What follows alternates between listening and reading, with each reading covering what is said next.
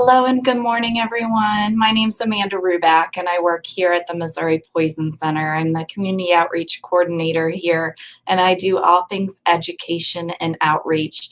And today we are going to talk about carbon monoxide poisoning and how to stay safe this winter in and out of your home. So we want to start by just talking in general about carbon monoxide and just kind of explaining a little bit more about some of its dangers. So, carbon monoxide, or CO, is a tasteless, odorless, colorless, and non irritating gas that gives no warning of its presence until animals or people become ill, which is why it's so dangerous.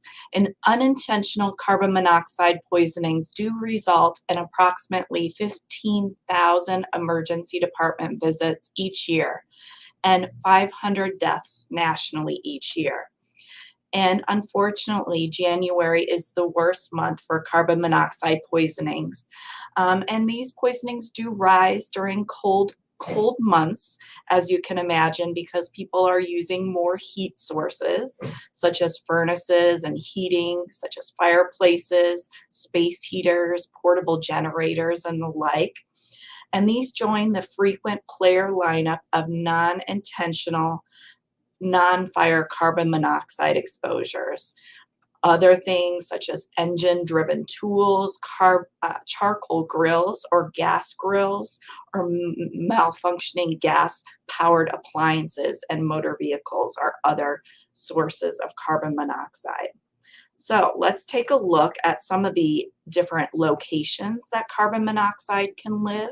So first you'll see there with the number one right up at the top is a chimney. So chimneys certainly can be blocked or clogged. So it's very important for them to be inspected and cleaned on a very annual basis. The next location on that map, there is a fireplace. Same goes. So when you're getting that chimney and fireplace inspected, have those done yearly. Number three, there is our stove. Many times our gas stoves or appliances are a source of leakage, and those are sources where we can see some carbon monoxide buildup as well. So if you're using something that runs on batteries or electricity, there's no risk of carbon monoxide. Carbon monoxide is risk when fuel is burning to make heat to power a tool or an appliance without the fresh air or good ventilation. Things that burn gasoline or natural gas or propane, kerosene, coal, wood, charcoal, and tobacco are potential sources of carbon monoxide. So again, back to our map, the next one there is car exhaust. That's another potential source. We also have next on our map a gas grill. So potentially if that were something that was in a garage or an area that was not well ventilated. And then we have a portable generator, maybe something during a storm or a power outage where that was not put in a ventilated location. Next would be a furnace, a gas type furnace, and then additionally a water heater and dryer. All of these potentially having leakages, non-ventilated sources. And equipment operating properly with good ventilation shouldn't be a problem. For example, it shouldn't be a problem when barbecuing on a charcoal grill outside because any carbon monoxide that's produced will float away into sort of the regular environment. But if you bring that charcoal grill inside the house or inside an enclosed garage, that carbon monoxide can build up and collect into dangerous levels. Likewise, the same with a motor vehicle or car inside an enclosed garage that doesn't get shut off. All right, so let's look at the next slide, which is some of the signs of carbon monoxide poisoning. Some of the early stages do look a lot like signs of illness, just kind of standard flu or just general illness, such as headaches and nausea, vomiting, or dizziness, upset stomach. But as it progresses, we really can see more severe or worsening effects, such as loss of consciousness and collapse, potential trouble breathing. and overall just general sick feeling. People who are at highest risk are young children, so obviously babies and infants, pregnant women and fetuses, and older adults, and people who have chronic problems such as asthma or heart disease. So those are groups that are at greatest risk for carbon monoxide poisoning and potentially could have symptoms at even lower levels than the standard population. So what should we do if the carbon monoxide alarm sounds in your home? The most important thing to do is never ignore an alarm. Okay, many people hear that alarm from time to time and think it might just be a battery change or a battery type of situation, and it very well could be. There are different types of beeps that might sound, and it's important to know what type of sound your carbon monoxide alarm makes, depending on if it's just a battery change, a test alarm versus an actual alarm. And it's really important not to just ignore that. We've actually had a couple of cases where an adult had called and said the alarm was bothering them. It was going off continuously, and they expected it to be a battery issue. And so they took the batteries out and were waiting to get new batteries from the store. But in fact, it was actually a carbon monoxide issue.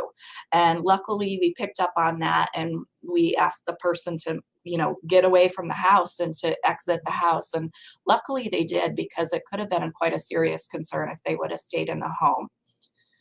If the alarm sounds, we don't encourage you to stay in the home to try to find the source of the exposure. We want you to immediately remove yourself, get yourself out into fresh air, call for emergency services such as a fire department or 911.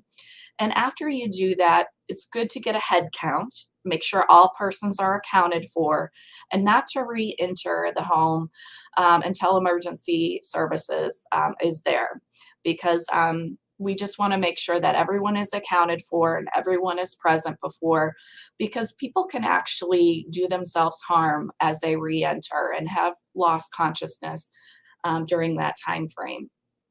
If the source of carbon monoxide is determined, to be a malfunctioning appliance, it's recommended not to operate that appliance until it's been properly serviced and fixed by a trained professional. So you definitely want to get that service before it's fixed, before you reuse it again. And again, by somebody trained who can retest it as well, to make sure it's not leaking any further. All right. Very good. And just some general carbon monoxide detector information. The best prevention, of course, is our carbon monoxide detectors. And we want to install those on each and every level of our home and within 10 feet of our sleeping areas. And also make sure they're near attached garages, because as we've talked about earlier, those are sources potentially with cars that are sources of carbon monoxide. And any where there's a fuel burning appliance or fireplace. You want to check and replace that battery anytime you check your clocks. So traditionally we say when you do that time change in the spring and fall during daylight savings time, that's a great time to just check your alarms. And then we always encourage just a monthly check, pushing that testing button you see often in the center there of that detector. There's a test button just to make sure every month that the batteries are adequate and ready to go. And then these detectors don't last forever. Most detectors have a 5 to 10 year lifespan. And so you need to check on your detector. They should have a date or manufacturer date. And so most need to be replaced during that 5 to 10 years.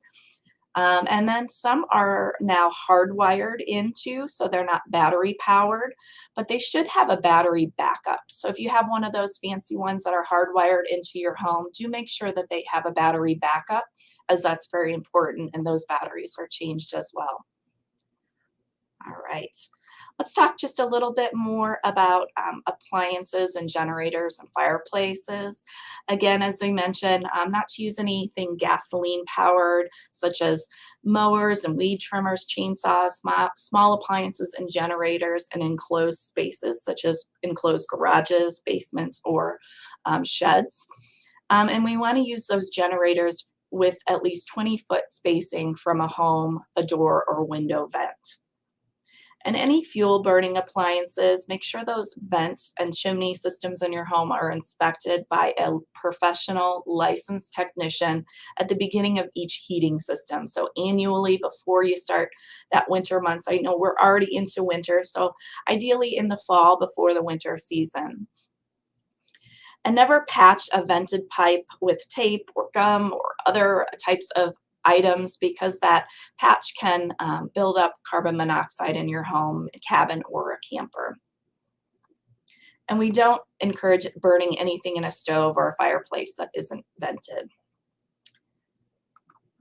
All right, in terms of cars and garages, we've found, especially with our keyless automobiles, the kind with the key fobs now that are keyless, we are seeing more increased carbon monoxide exposures, because people do forget that their cars are running, or they will push the button and let their cars warm up and forget to open the garage door and keep that ventilated. So never leave a car engine running in a garage, even if it's open to the outside. Those carbon monoxide fumes can build up quickly. We also don't recommend sleeping in a parked car while the engine is running. And have the exhaust system in your car inspected yearly for possible leaks. From time to time, we do hear that a small leak in the exhaust system can build up to carbon monoxide inside the car. And then if you drive a larger vehicle like an SUV or a truck with a tailgate, when you open the tailgate, the vent or window, make sure that the air is moving through there. If only the tailgate is open, the carbon monoxide from the exhaust can be pulled into the car, into the larger vehicle or SUV. And then make sure, especially during these winter months, if there's snow or during seasons where there might be mud, that tailgate is not plugged or clogged up with snow or mud, because that's another issue with blockage as well. So we've talked a lot about just prevention. I do want to encourage you also to go on our website and to look for some of our resources. We've got a couple of great articles on our website about carbon monoxide, which you can search for on MissouriPoisonCenter.org. We also have a great carbon monoxide brochure that's free on our website. And all our resources, from our magnets to our brochures to our stickers and our activity books for kids, are all free.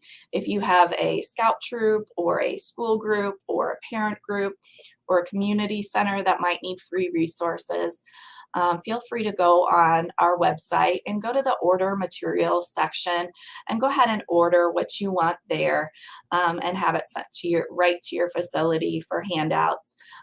Take a look at the carbon monoxide brochure, especially as we're talking about that this winter.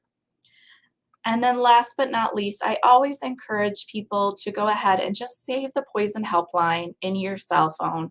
It's the most important thing to do, because it's so easy and it's so important, because when something happens, like an exposure to carbon monoxide or a medicine mistake or a chemical splash, it's so challenging to find the number to the Poison Helpline, because it's a very stressful situation. People panic.